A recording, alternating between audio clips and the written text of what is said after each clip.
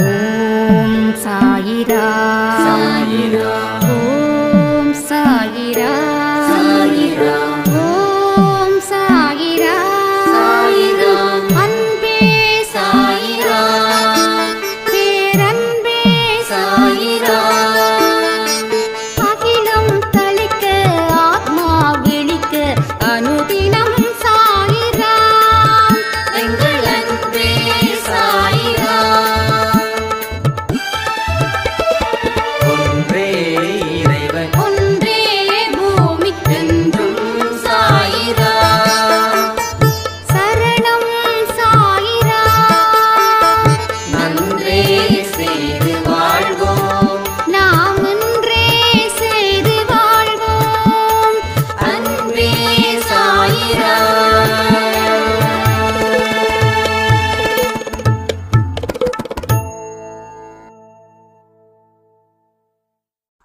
சாய்ராம். என் உயிரின் உயிரானவர்களே, ஒவ்வொரு மனுஷனுக்கும் தம் மதிப்பா இருக்கணும்.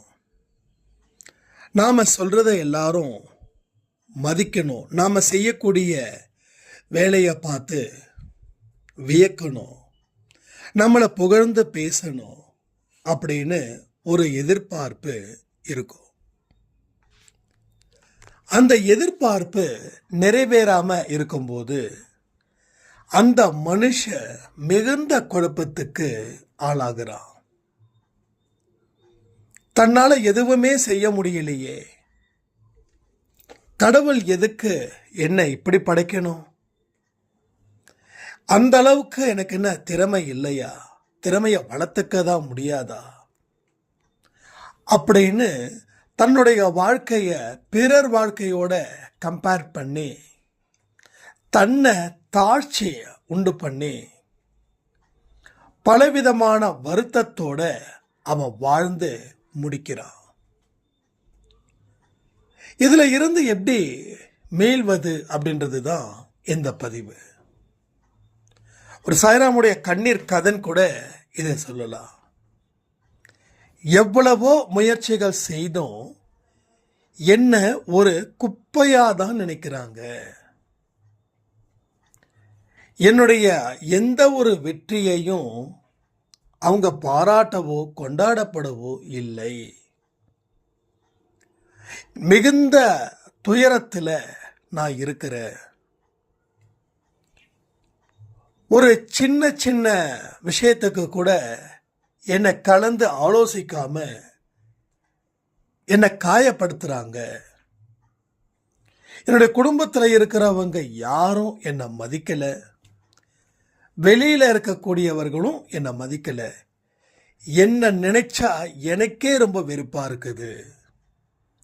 இதுல இருந்து மீளணும் அப்படின்னு ஒரு சாய்ராமுடைய கேள்வியா இருந்தது. அதற்குரிய பதில்கள் கிடைக்குமா? நிச்சயமா கிடைக்கும். இப்போவே இந்த நாளில் இருந்தே இதை நீங்க ஆரம்பிச்சிடுங்களேன். எல்லாமே சாயப்பா உங்களுக்கும் உங்க குடும்பத்துக்கும் வெற்றியை தேடி தந்து தானே பழக்கம். என்னைக்கு அவருடைய பாதத்துல நீங்க சரணாகதி அடைஞ்சிங்களோ அன்னைக்கே அவர் உங்க தோலை தொட்டு எழுப்பி, நீ என்னுடைய குழந்தை, நான் சொல்றத கற்பனை பண்ணுங்க, நீ என்னுடைய குழந்தை, எங்கேயும் எப்பையும் இனி உன்னோட தலை கீழே பார்க்காது, நிமிர்ந்து நிற்ப, நிமிர்ந்து நிற்கணும். உன்னோட குழப்பத்துக்கு மருந்துகள் சீக்கிரமா தீவிரமா சரி பண்ணும். யாருக்கும் பெறாத ஒரு வாழ்க்கையை நீ பெறுவாய். ஒரு கோபுரத்தோட உச்சியில நீ இருக்க வேண்டிய நேரம் இந்த நேரம். அதனால எதற்கும் எப்பையும் நீ கலங்காத, வருத்தத்தோட இருக்காத. உன்னுடைய வாழ்வில் பலவிதமான நல்ல விஷயங்களும் வந்து அடையக்கூடிய நேரத்தில் நீ இந்த மாதிரி ஒரு குழப்பத்தில் இருந்தா எப்படி அப்படின்னு சொல்றார். அவருடைய வார்த்தைகளுக்கு செவி கொடுங்கள். வாழ்க்கையை வாழுங்க. வாழ்க்கையை வாழும்போது எவ்வளவு சுவாரஸ்யத்தை உங்களால் பெற முடியுன்றது உங்களுக்கு அதுவே அதிர்ச்சி அளிக்கும். இவ்வளவு பெரிய ஒரு வாழ்க்கையை கடவுள் எனக்கு கொடுத்திருக்கிறார்ன்றதை நினைச்சு பார்க்க கூட என்னால் முடியல. அவ்வளவு பெரிய அற்புதமான அழகான ஒரு வாழ்க்கையை எனக்கு கொடுத்திருக்கிறாரு அப்படின்னு உங்களுக்குள்ள தோணும். அந்த சுவாரஸ்யங்கள் தெரிஞ்சுக்க வேண்டாமா? உங்களை ஒரு ஓரமா உட்கார வச்சிருக்காங்களே, அவங்களுக்கு பதிலடி கொடுக்கலாமா வேண்டாமா? கமெண்ட் பண்ணுங்க. உங்க மனசாட்சியின்படி இனி வாழணும். உங்க ஆசைகளை கடவுள்கிட்ட சொல்லுங்க. சிரிச்ச முகத்தோட சொல்லுங்க.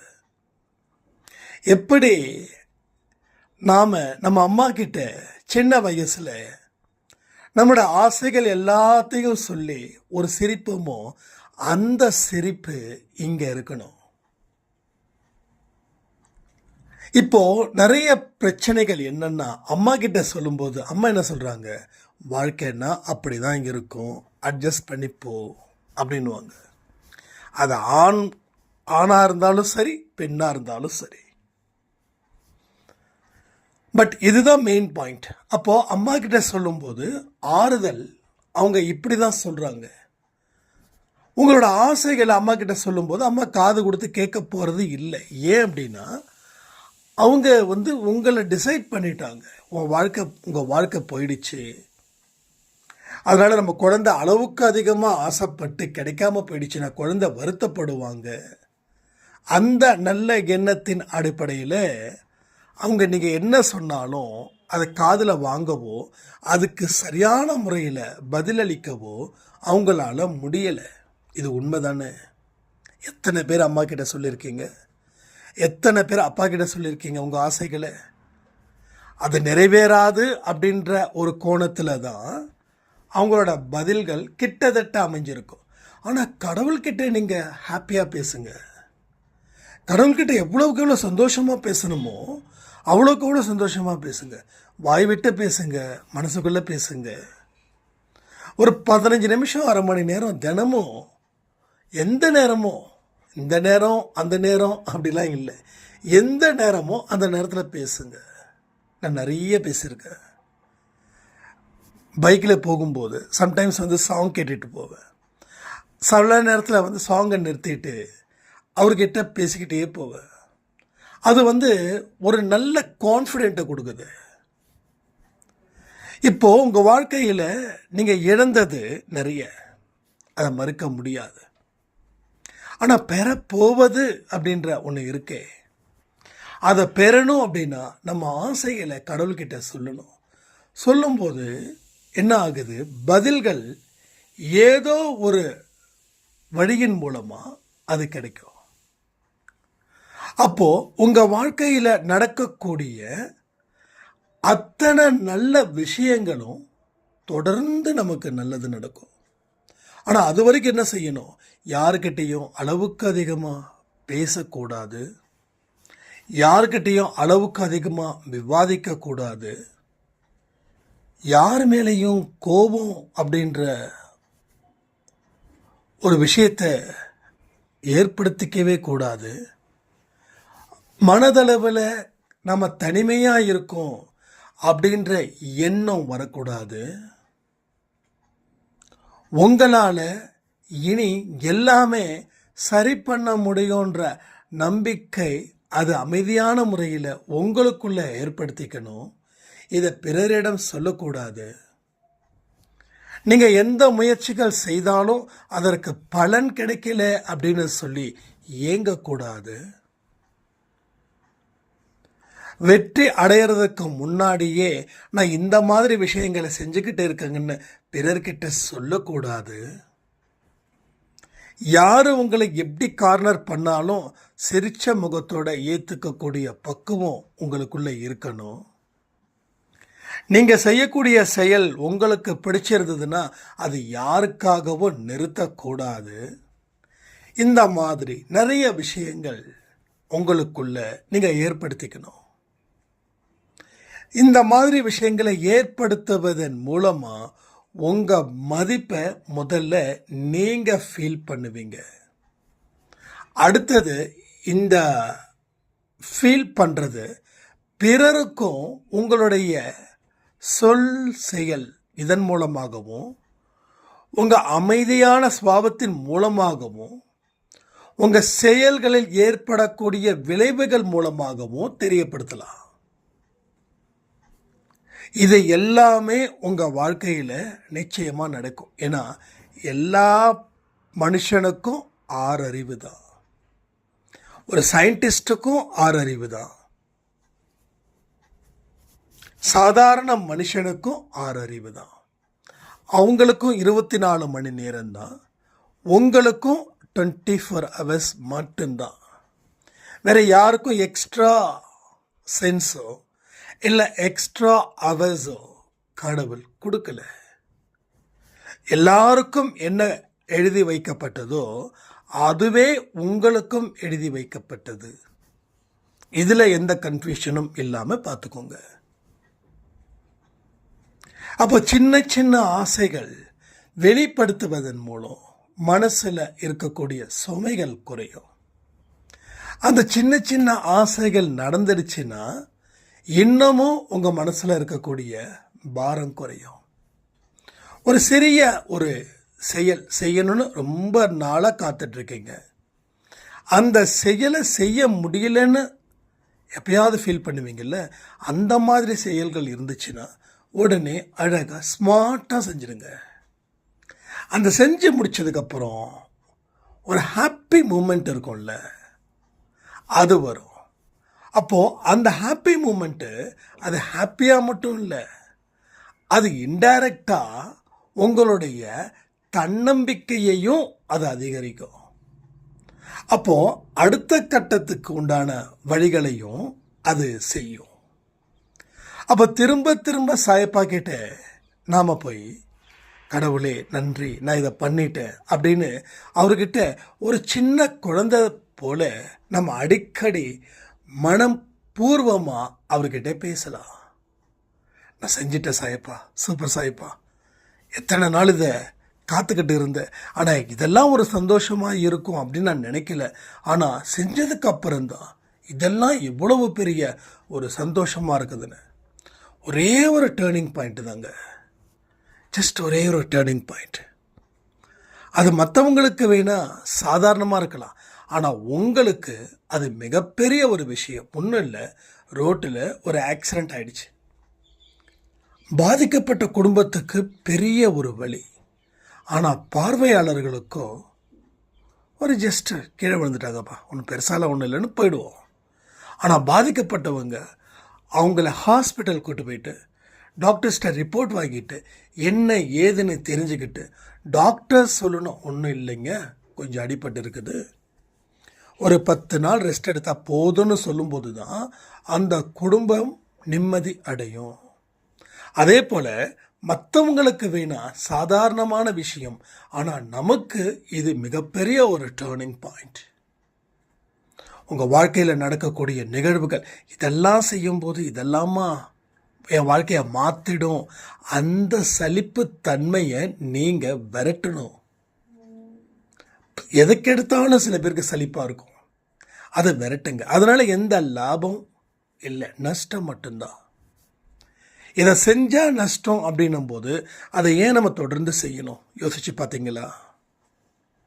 அப்போது எதை செஞ்சால் லாபம்னு தோணும். அப்போது சிறிய லாபம் பெரிய லாபத்தை கொடுக்கும். பெரிய லாபத்தை கெயின் பண்ணால் அது நஷ்டமாக கூட மாறும். எந்த அமெரிக்கன் ஒரு இது இருக்குது, high gain high risk, low gain low risk. நீ எந்த அளவுக்கு லாபத்தை ஜாஸ்தி கெயின் பண்ணணும்னு நினைக்கிறியோ, ஸோ ரிஸ்க்கும் அதுக்கு தகுந்த மாதிரி தான் இருக்கும். அதனால் ரிஸ்க் எடுக்க முடிஞ்சால் பெருசாக யோசி. ஓரளவுக்கு ரிஸ்க் எடுத்தால் போதும் அப்படின்னா உன்னுடைய சக்திக்கு அளவுக்கு யோசி. அப்போ நம்ம வாழ்க்கையிலையும் நம்ம சக்திக்கு உட்பட்டதாக நாம் சிறுக சிறுக செஞ்சால் பெரிய ஒரு இடத்த நாம் தாண்ட முடியும். ஆனால் சின்ன சின்ன விஷயத்தை செய்து நீங்கள் சந்தோஷம் அடைஞ்சால் மட்டும்தான் அந்த வாய்ப்பு உங்களுக்கு கிடைக்கும். வாய்ப்புகள் உங்கள் முன்னாடி மறைக்கப்பட்டது. லாபத்தின் கணக்கு மறைக்கப்பட்டது. நஷ்டத்தின் கணக்கு தான் நம்ம கண்ணுக்கு முன்னாடி தெரியுது. இதுதான் உண்மை. இதில் இருந்து மேலே முடியுமான்னு கேட்டிங்கன்னா சிறிய சிறிய விஷயங்கள் மூலமாகவும் மேலுவதற்கு மிகப்பெரிய வாய்ப்பாக அமையும். அப்போ இது ஸ்மால் அப்படின்னு நினைக்க வேண்டாம். இந்த ஸ்மால் தான் ஒரு லார்ஜை கொடுக்க போகுது. எடுத்த உடனே லார்ஜுக்கு நினச்சோம் அப்படின்னா ஸ்மால் கூட கிடைக்காது. நிறைய பேரோட வாழ்க்கை விரக்தி எங்கே இருக்குதுன்னா ஒரு பெரிய கோல் செட் பண்ணி அதை அடையணும்னு நினைப்பாங்க. அதற்குண்டான நேரம் காலம் அதுக்கு என்ன தேவைப்படுது இதை எல்லாம் யாருக்கும் தெரியாது. பிளைண்டாக இறங்குவோம். கண்ணை மூடிக்கிட்டு இறங்கி பார்த்துடலாம் அப்படின்னு ஒரு குருட்டு நம்பிக்கையை துணை கொண்டு அதை நம்ம செய்வோம். அது எல்லாத்தையும் முழுக்கடிச்சிடும். கடைசியில் ஒன்றும் இல்லாமல் ஆக்கிடும். நம்ம வாழ்க்கை அப்படி தான் இது வரைக்கும் போச்சுங்க. பட் இனி ஒவ்வொரு அடியும் ஒரு வெற்றியை நோக்கி போகணும். அந்த வெற்றி சின்ன வெற்றிகள் மூலமாக ஆரம்பிக்கணும். முதல்ல உங்கள் மனசை நம்ப வைக்கிறது தான் இதனுடைய முதல் படி. உங்கள் மனசை நீங்கள் புரிஞ்சுக்கோங்க. உங்கள் மனசுக்கு ஒன்றுமே தெரியாது. நீங்கள் என்ன சொல்கிறீங்களோ அது ரிஜிஸ்டர் ஆகுது. அதுக்கு தான் நான் அடிக்கடி சொல்லுவேன், நெகட்டிவான எந்த விஷயத்தையும் அதிகமாக பார்க்காதீங்க, அதிகமாக நேரத்தை செலவு பண்ணாதீங்க. நான் எல்லாத்தையும் உடனுக்குடனே நீங்கள் குறைச்சிடுங்கன்னு சொல்லவே இல்லை. சிறுக சிறுக தான் குறைக்கணும். நாம் எவ்வளவு கடவுளுக்கு எதிராக செயல்படுறோம் அப்படின்றதையும் பார்க்கணும். மனுஷனுக்கு எதிராக செயல்படுறோம் அப்படின்றதையும் பார்க்கணும். உங்களுக்கு எதிராக செயல்படுறோன்றதையும் பார்க்கணும். இந்த 3 பார்வைகள் டீப்பாக இருக்கணும், உண்மையாக இருக்கணும், எக்ஸாக்டாக நீங்கள் பார்க்கணும். அப்போது ஒரு பொறி தட்டும். மனுஷனுக்கு எதிராக எவ்வளவு செயல்படணும், இத்தனை %, கடவுளுக்கு எதிராக இத்தனை % செயல்படுறோம், நமக்கு எதிராக இத்தனை % செலவு பண்ணுறோம் அப்படின்ற இடத்துல உங்களுக்கு ஒரு துல்லியமான ரிப்போர்ட்டு. எது அதிகமாக செயல்படுறீங்கன்னா உங்களுக்கு எதிராக அதிகமாக நீங்கள் செயல்படுறீங்க. இதுதான் முதல் லாஜிக். 100%ல் 60% உங்களுக்கு எதிராக செயல்படுறீங்க. மீதி இருக்கிற 40ல் மனுஷனுக்கு எதிராகவும் கடவுளுக்கு எதிராகவும் செயல்படுறீங்க. இந்த மாதிரி சில விஷயத்தை சுய சிந்தனையின் மூலமாக தான் நீங்கள் சிந்திக்கணும். எல்லாத்தையும் புக்கோ இல்லை யூடியூபோ இல்லை கூகுளோ இல்லை ஜெமினியோ கை கொடுத்துடாது. அவங்கெல்லாம் ஜஸ்ட்டு கோடு தான் போடுவாங்க. நாம் தான் ரோடு போடணும். ஏன்னா நாம் தான் அந்த பயணத்தை மேற்கொள்கிறோம். எல்லாமே கிடைச்சிடாது. நீங்கள் திங்க் பண்ண உங்களுடைய திறமையும் உங்களுடைய கால அளவும் உங்கள் வயதும் உங்கள் ஆரோக்கியமும் தான் அதை சரி பண்ணும். 40 நிமிஷம் நடந்தால் சுகர் பேஷண்ட்டுக்கு சுகர் குறையுதுன்னு சொல்கிறாங்க.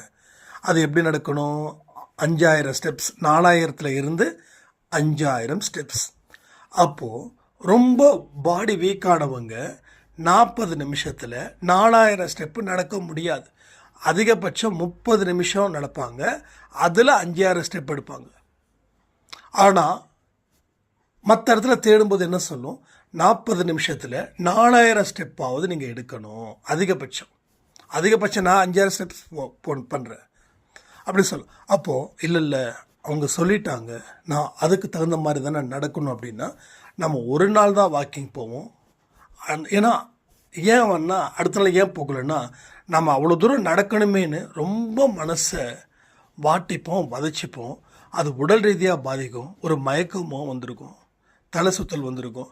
வீட்டுக்கு அப்படான்னு சொல்லி உட்காந்து அப்படியே அசந்து தூங்கிடுவோம். அடுத்த நாள் நேற்று நடந்த சம்பவம் உங்கள் மனசை ஆழமாக பாதிச்சிருக்கும். அதனால் வாக்கிங் பற்றியே நீங்கள் யோசிக்க மாட்டீங்க. அப்போது சிறு சிறு முயற்சிகள் மூலமாக உங்கள் உடலையும் மனசில் வச்சுக்கோங்க, உங்கள் மனதையும் மனசில் வச்சுக்கோங்க, உங்கள் மனசில் இருக்கக்கூடிய ஸ்ட்ரெஸ்ஸையும் மனசில் வச்சுக்கோங்க, உங்கள் குடும்பத்தில் இருக்கக்கூடிய குழப்பங்கள் பிரச்சனையும் மனசில் வச்சுக்கோங்க. அதற்கு தகுந்த மாதிரி நீங்கள் நடக்கிறது நல்லது. அப்போது கொஞ்சம் கொஞ்சமாக நடக்க அதில் ஒரு ரிசல்ட் கிடைக்கும், அதில் ஒரு லாபம் கிடைக்கும்.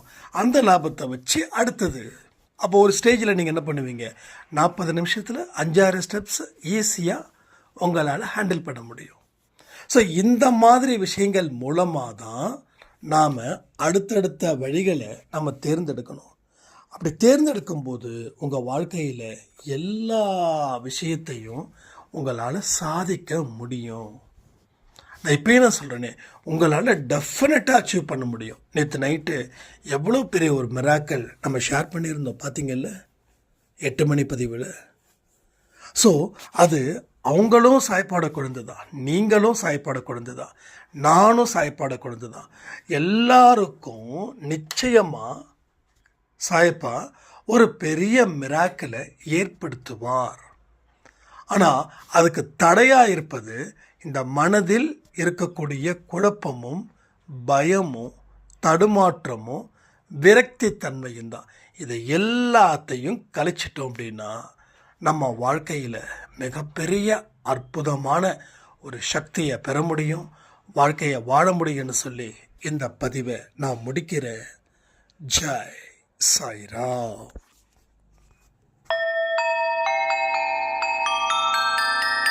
ஓம் சாயிரா.